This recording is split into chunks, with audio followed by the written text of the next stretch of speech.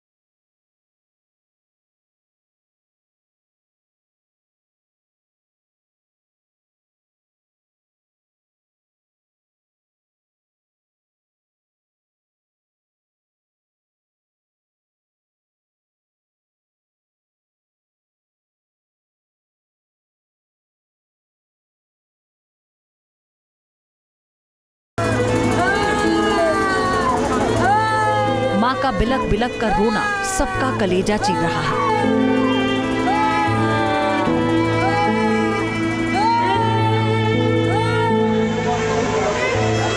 शुभम का शव जब कानपुर लाया गया तो हर कोई गमज़दा हो गया। हर तरफ चीख पुकार सुनाई दी। पत्नी ऐशान्या बेसुध होकर रोती रही। पत्नी लगातार अपने पति की फोटो निहारती रही थी।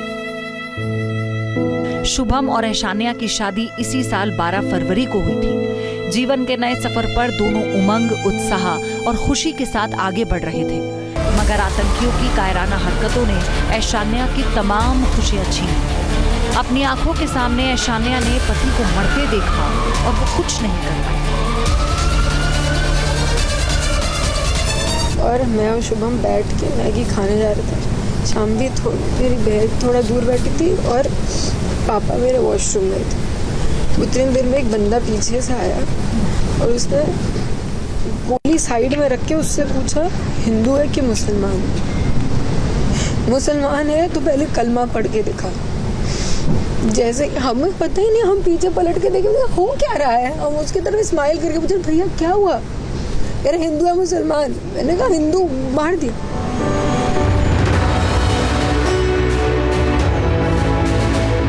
शादी से महज 2 महीने बाद ही ऐशान्या का सुहाग उजड़ गया। उसे जो दर्द मिला है उसकी महज कल्पना करने से ही किसी का भी कलेजा कांप उठेगा। आतंकियों ने सिर्फ शुभम की हत्या नहीं की बल्कि देश की सरकार को भी ललकारा। ऐसे में शुभम का परिवार आतंकियों के खिलाफ कड़े एक्शन की मांग कर रहा है। सख्त कार्रवाई होनी चाहिए उनके ऊपर। ऐसी कार्रवाई होनी चाहिए कि 1-2 टके के आतंकवादी भारत सरकार को चैलेंज करके चले गए। मेरी बहू से कहा कि मोदी को बता देना, मैं तुझे नहीं मार रहा हूँ। सरकार को ऐसी कार्रवाई करनी चाहिए कि वो 7 पुश्तों तक भूल जाए किसी को मारना है। शुभम के पिता की तरह ही पूरा देश आतंक और उसके आकाओं को सबक सिखाने की मांग कर रहा है। हर किसी के जहन में गुस्सा है। कानपुर में जब शुभम की शव यात्रा निकली तो लोगों के हुजूम में गम और गुस्सा दोनों दिखाई दिए। इससे पहले मुख्यमंत्री योगी आदित्यनाथ ने भी शुभम के घर जाकर श्रद्धांजलि दी और आतंकियों को अल्टीमेटम दे दिया। जिस तरीके से वहां पर जो कृत्य उन आतंकवादियों ने किए हैं,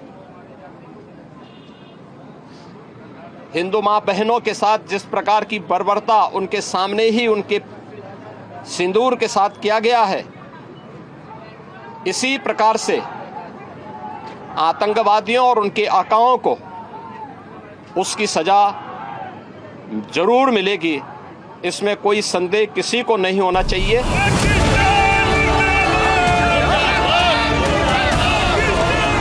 आतंकियों ने पहलगांव में जिस तरह कायराना हरकत की, उससे पूरा देश आक्रोशित है और आतंकियों के खिलाफ सख्त एक्शन की मांग की जा रही है।